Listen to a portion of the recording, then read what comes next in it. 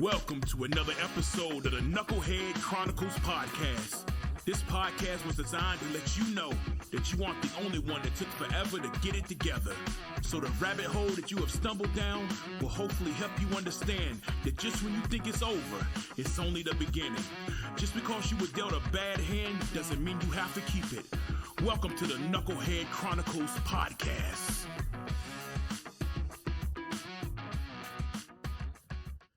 Hey, what's going on? It's popping and cracking. Happy whatever day of the week it is. I think it's Tuesday. I always forget what day of the week is. But hey, it's your boy. I'm back. I figure I do another couple of episodes before the premiere of the panel edition on Sunday. And then my wife and the kids are out of town, so I better take advantage of it while they're out of town. So happy Tuesday. Welcome to another episode of the Knucklehead Chronicles podcast. This is episode 16 of the Origin. I think I'm going to take, you know how, if anybody out there is that has watched this, or that watches Star Wars, right? I'm going to do like they do in Star Wars, and they have the main movies, and then they have the side stories. You know, it's like, you know, the Revenge of the Solo or whatever was a side story in that movie, and so I think I'm gonna do that in on today's episode, right? Because I want to go over something, and this is you know, where I was at, right? A little bit of transparency too. So Melissa and I that's my third wife, my current wife, my honey, my boo-boo, all that, my flame right here.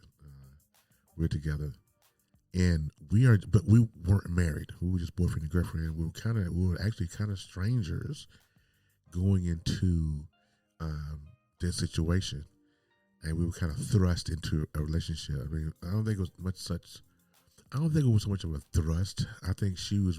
I would say this, and I could be wrong. And you know, if you guys ever get a chance to talk to her, ask her. You know what I'm saying? Did you really feel for Terry as you did when you first got into it? I had to admit there were parts of it was like, you know, at some point I was thinking to myself, going, "What was I thinking? What am I doing? what am I doing here?" You know. There wasn't a moment of regret, though. I'll say that there wasn't a moment of regret. It was like, oh, man, this is weird. You know, I'm out here in the middle of nowhere. You know, I didn't know anybody. I was on the strength of these people that knew my wife and knew my girlfriend, not me. And we had people that we ran with. When we first got to Idaho, well, she ran with that I was kind of forced to run with because she was running with them. And, you know, we thought that we had some friends, all right? So I just want everybody to listen to this because, you know, be mindful of the circle you keep. Be mindful of the people you run with, right? Because everybody ain't for you, right? But I'm going to try to go through it quick because we were there, like I said, 5 years. And I could pack about 10 episodes in the 5 years that we were there, but I'm not going to do that, right? Excuse me. So when we first got there, I mean, like I said, we didn't know anybody. You know, I'm working in a casino dealing blackjack part-time, and I was a part-time pit boss. Now, for those of you that listen to this and never been to a casino before, that's too bad. You should go. And then there are people that are listening to this that, okay, I know what a pit boss is. I know what dealers do. And you might even be in the profession. It was different. I knew nothing of the game. I never played a hand of blackjack before I went out there. And so going from not playing a hand of blackjack to now having to learn the game and then learn how to count and pay out money, that was hard. And math, if anybody knows me well, math has never been my strong suit. So it was hard. It was hard, man. One of the stories I always tell when people ask me about dealing with blackjack in a casino for the first time, it was it was daunting, man. I mean, let me tell y'all something. I barely got through dealer school. You know what I'm saying? And, you know, when you go and start to play blackjack or to deal blackjack or what have you, you go through dealer school because you have to learn how to deal. You have to learn how to cut the cards. You got to learn as a certain way you do it through the casino. You got to learn how to count the payouts. You got to learn how to, you know. And that thing was hard. Now that thing was hard. It was just one of those transitional things that I had to do, moving to this new place. And the last I remember, there were 3 in the history of Cactus Pete's. That's the name of the casino that I work for. Cactus Pete's, out in Jackpot, Nevada. In that history of that particular casino, there were 3 pit bosses, and that was that third one that were black. Everybody else has been Caucasian or what have you. So let me tell you the side story. All right, so I'm going through dealer school, and I'm sucking.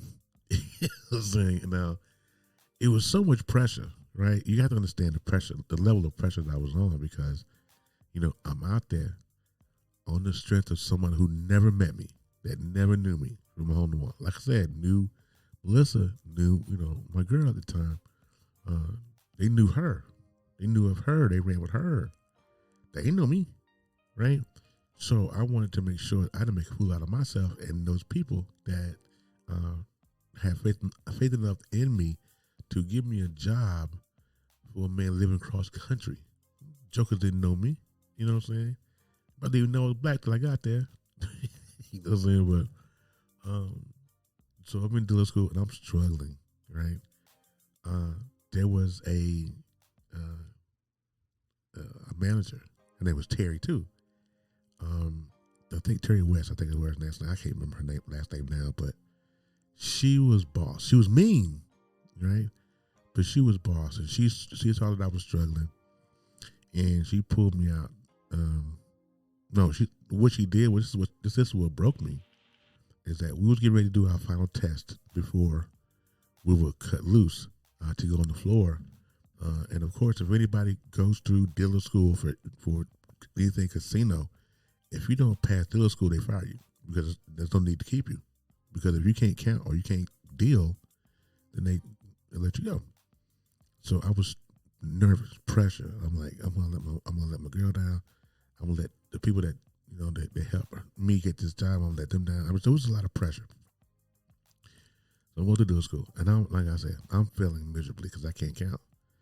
And when I say count, I mean, like if you go to and sit down at the blackjack table, you put your bet up there, you want to make sure you get paid correctly if you win, right? Or a side bet or whatever, you want to make sure you get paid correctly. Those were hard.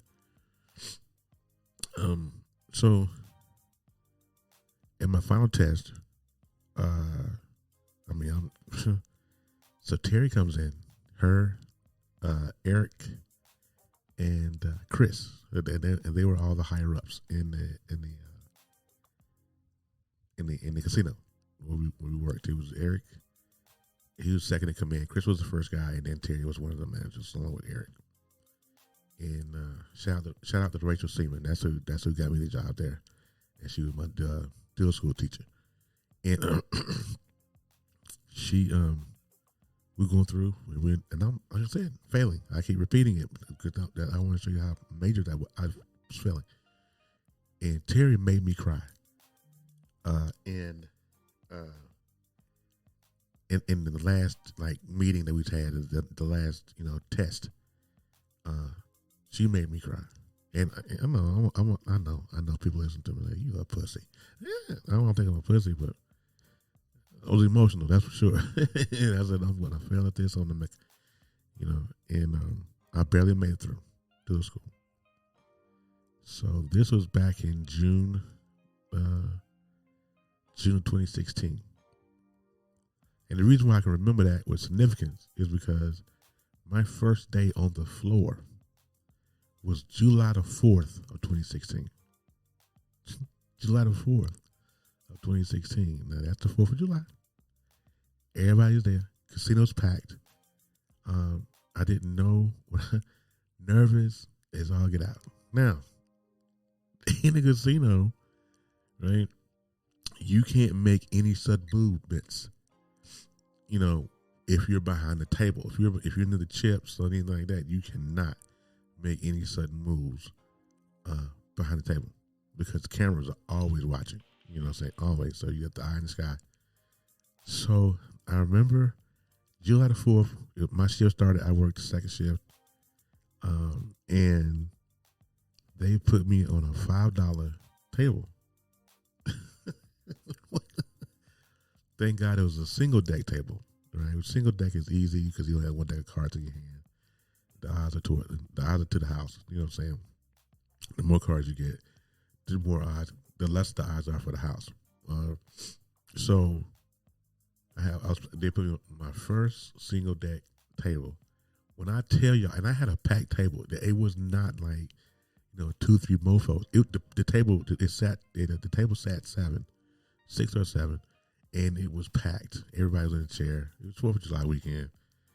So when I tell you, man, I made a complete fool out of myself, and I started sweating, and I just couldn't contain. It was just the anxiety was killing me. Right? So the first mistake that I made was I think one of my guys put up a side bet, and he hit it, and I didn't pay it out right. And I mean, this was within the first 5 minutes of me hitting the table, and it was like, yeah, who is dude? Where you come from? But eventually I settled down, and I learned how to deal the game. I learned how to do double deck, and then I learned how to deal from a six deck shoe, which was fun. I love dealing from the 6 deck from the shoe.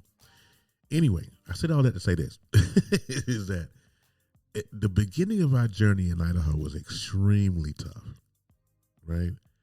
Because I was trying to figure out who I was. I tried to figure out what was I doing in Idaho. Did I make the right decision? So the first 6 months to a year that we were there, I questioned everything to myself because I never said anything out loud because it was just easier not to. It was easier to like I said, I was still dabbling in social media at this point. I was still doing Periscopes. Periscope was a lifesaver for me.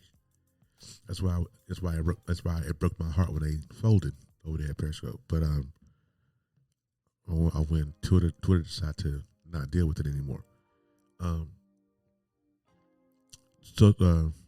remember, speaking of Periscope, and then I think about this, and this all goes back to what I'm talking about here. When I first started doing Periscope, I was living with Courtney. That you heard about her from the last episode, and me and Courtney broke it up. Courtney was doing her life. I was doing my life on her couch. So I picked up Periscope, and the first person, there were 2 people on Periscope that kept me afloat and sane, and that was Dr. Walter Sims and Jamila Corbett. It was those 2. I met one of my best friends on there, A.D. Walker. I met him on there too, but Dr. Walter Sims and Jamila Corbett, those 2. Dr. Walter Sims had, he would do services or, virtual services on Periscope. He was the first Perry Church. And I used to go into his Periscope every single night, 8 o'clock Central, 9 o'clock Eastern. And I would go in there and I would stay in his scope. And, there were times where I needed to hear every syllable of what he was saying in that scope, And Jamila was just inspirational, Now, both of these people I've interviewed on my podcast previous. You have to go find those. Dr. Sims. I don't think I did Dr. Sims. We did Dr. Sims when I was doing Brothers Who Talk with AD. But I'd interviewed Jamila on my podcast before, the Knucklehead Chronicles. And she was a complete inspiration. Still is to this day. Shout out to you, Jamila, if you hear this. But in that time of my life, it was such a fog for me. And I didn't know what I was doing. I had mixed feelings. Even with Courtney, I was, dealing with my feelings with her. I was mad at her. How dare you put me on the couch? And I had some animosity. I did, but I never spoke on those because it was just for what? I just never spoke on those. It was just funny. And so I go out to this foreign state. I might as well have been across the water. I might as well have been in Russia somewhere. That's kind of how it felt. I mean, I didn't know a soul. So I had to pick up and do what the Romans do in Idaho. I was a homebody. I didn't go anywhere. I delved into the social media thing because it was easier. I didn't have to go nowhere. It was just me and my mic on my phone, on my iPad at the time. And I did a show called The Common Sense Show TV. I did that down in my basement. Had a green screen behind me. And I would broadcast on Facebook Live through my phone and my iPad. Now I would do my iPad, I would do Twitter or Periscope. And on my phone, I would do Facebook. It seems like so long ago, but 6 years ago, it's crazy. But they were my saving grace. But here's the transparency of it all. Is that the entire time I did the Common Sense Show, and I love the Common Sense Show, I dropped a lot of nuggets on the Common Sense Show. Here's the cold water. I was lying. If I can just be completely honest. I was putting up a facade. Not that I was trying to be malicious. I was trying to be hurtful. But the truth was, I was telling lies. I was completely bamboozling everybody. Maybe not everybody. I did just enough to make it look good to other people. Right? Truth is, I was completely lying. Because I was having, inappropriate conversations with people, exes, the whole time, right? And I'm sitting on here, I'm standing in front of a camera or a phone, and I'm telling people how they should do this and that and the third, and I was lying. All of that, though, to serve my ego. Why? Because it's easier to serve your ego than to be truthful with yourself and other people. Because if I can feed to you the nonsense that, I'm this and I'm that and the third, that I'm doing my job. I'm making it look good. Like I can sit here and say, yeah, I did that, or I made that mistake, whatever, and still be doing it behind closed doors. And I come to find out that wasn't hurting anybody but myself, and worse, hurting my wife. Well, at the time we were still boyfriend and girlfriend, and that's part of the reason why things happen the way they happen, or I did what I did. My mindset was, well, she's my wife. I can do what I want. You know what I'm saying? She's just somebody I live with. So I didn't take our situation serious. At this point in time, we've had Terry Jr. Terry Jr.'s already been born, and all that. And it was just, it was a time of my life. And the first couple of years in Idaho was extremely confusing to me. I went from working in a casino to losing that job to moving furniture. Shout out to Steve and Lisa with Full Moving Company, Mallory and her mother. Started moving furniture, quit that job, started working at a nursing home as a dishwasher and a cook. Shout out to Andy. And it was just, life was just confusing. It was hard, right? And I just tried to make it out. I tried to make sense of it all. I just couldn't figure out. I mean, life was just nuts, right? So I'm working at the nursing home. Andy Casper, who's my chef Andy out there.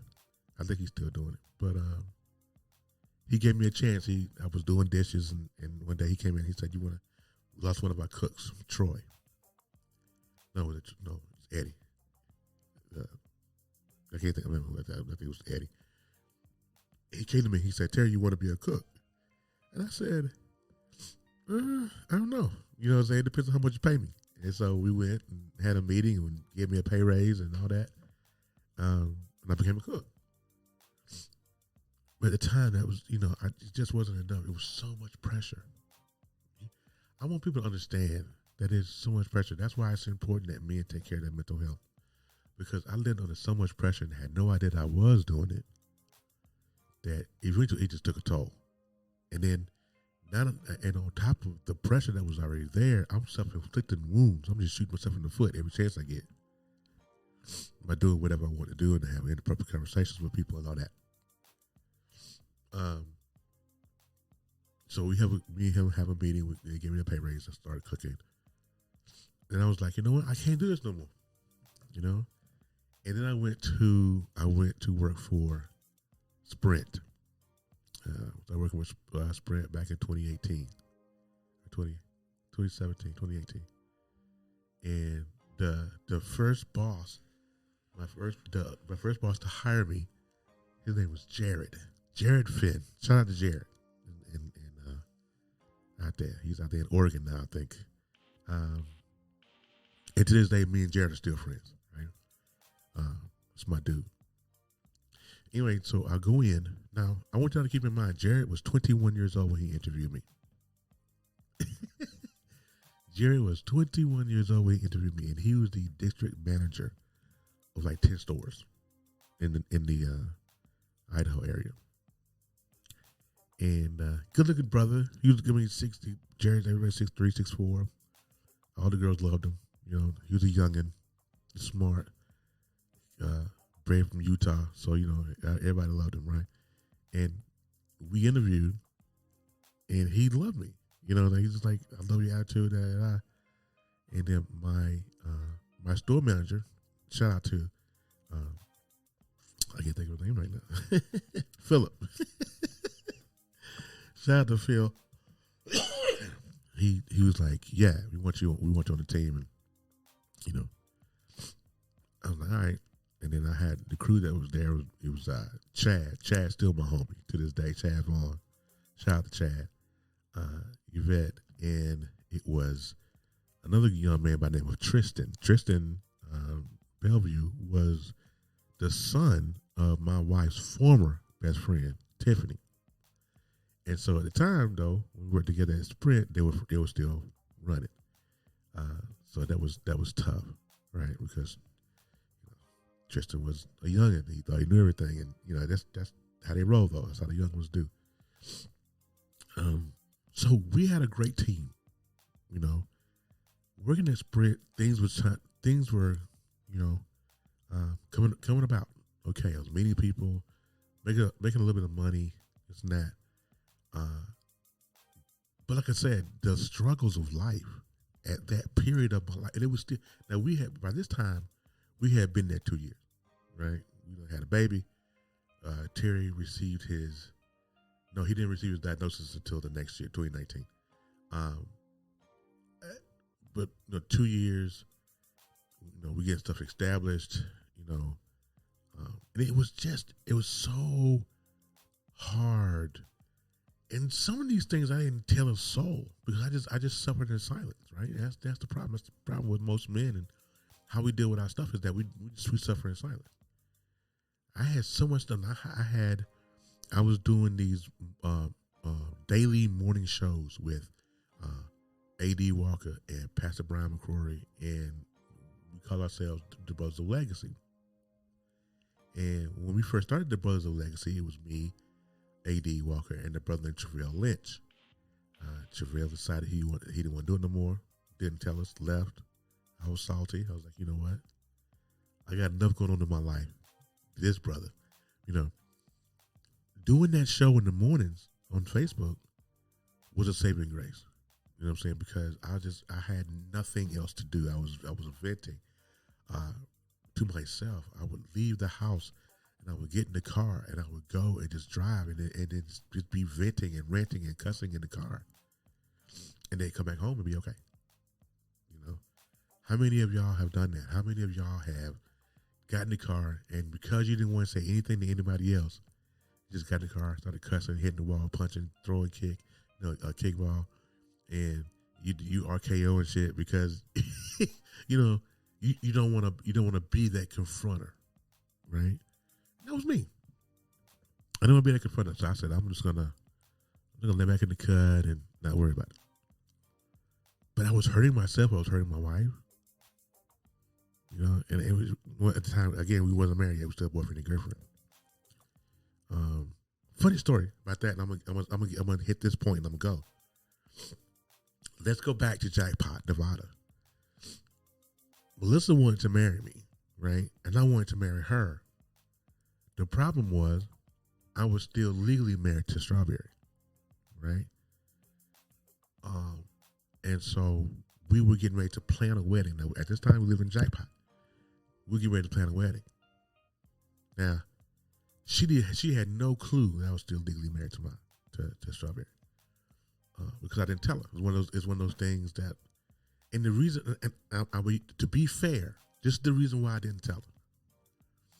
Because I didn't think that we were going to last long enough for it to matter, if I could be honest. And I don't think she knows that, and she will listen to this no way. But to be truthful, I didn't tell her that I was still legally married to Strawberry because I figured that we was not going to be together long enough for it to matter. But when she started talking about marriage and all this other good stuff, it was like, okay, this is different. No one had to say something because I can't marry this woman, and I'm still legally married to her. That's big. Polygamy, whatever it's called. I don't know what it's called now. But you can't marry more than one mofo at a time, right? So, eventually I tell her, I say, we can't get married because I'm still. Now we were halfway through planning this thing. We thought we was going to have it down in Vegas. We was halfway through planning it for real, and I had to tell her that we had to hold off on it because I'm still legally married to my second wife. And so, of course, when I look back over our 6-year relationship, my wife and I, man, I done hurt her on so many levels, so many different times. It's not even funny. Sometimes you gotta self-reflect. You gotta be like, did I do that? Did I really do that? I can't believe I did that. But she has stood by me. I don't think that I'm not paying for my choices. I want everybody to know that. Any man that's listening to this, do not think that you are not going to pay for your choices, because you better believe that sweet ass you are going to pay for your choices, right? Because what happens when you start doing stuff like you start killing trust. You're starting to eat away at the trust, and once the trust gone, you can go ahead and forget it. You can almost chalk it up. It's not going to happen, right? That's what happened with us. And no different. But we pulled it together, and then we got married in 2019. We had a real wedding. My mother-in-law paid for the venue. Dad paid for the wedding. Never really went out on the honeymoon or whatever. But we got married, and we had the suit, the tux, the ties, best man, the flower girls, all that. After I divorced my second wife, I had to, that she ended up paying for. Melissa did. By the way, I'm not sure how she did that, but we filed for divorce, and all that. I got it done, and we got married. Listen, y'all, and I say all that to say this. Y'all know me. Shout out to Dwayne Goodson. He always say that. He used to say that all the time. I said all that to say this. Don't waste people's time. You know what I'm saying? It took me a minute to realize that, because I could have said, okay, I'm holding this queen up from her real man. I mean, I don't know who I am. I'm just, I was a complete, utter shamble. It was a mess because I wanted to do what I wanted to do and get away with it. You know what I'm saying? Just really crazy stuff. So that's what happened. I mean, but I'm telling you, first year in Idaho, second year in Idaho, man, I promise you, I was so lost. I did things because I thought that's what everybody wanted me to do. I mean, it's just really bananas. But we're going to get into that. In this side story of the origin, we're going to get into the Idaho Chronicles, the Idaho year 1, year 2, or something like that. I think that's what my title is. Because, man, life changed. And, I wasn't ready. I wasn't ready for the change. So, hey, I'm going to end it right here. But listen, the next chapter 17, I'm going to tell you guys some more stories. This is a storytelling podcast. So, I'm going to tell you some more stories. And you're going to be like, seriously, Terry? You did that? You know what I'm saying? This, seriously? But I made some boo-boos. I really have. I made some tremendous missteps in my life. But we'll get into it. All right, so we'll see you guys next time. Don't forget the Knucklehead Chronicles live, Knucklehead Chronicles podcast live panel edition does go live this Sunday, May 1st, 2:30 p.m. Central Standard Time on YouTube, Roku TV with the BS3 Network, and also on Facebook. We'll see you guys next time. All right, have a wonderful day. Thank you for listening. I hope I didn't fry your brain too bad. Come back through and give me another chance. You can listen on all platforms and visit us at knuckleheadchroniclespodcast.podbean.com. Until next time, in the words of the incomparable Jerry Springer, take care of yourself and each other.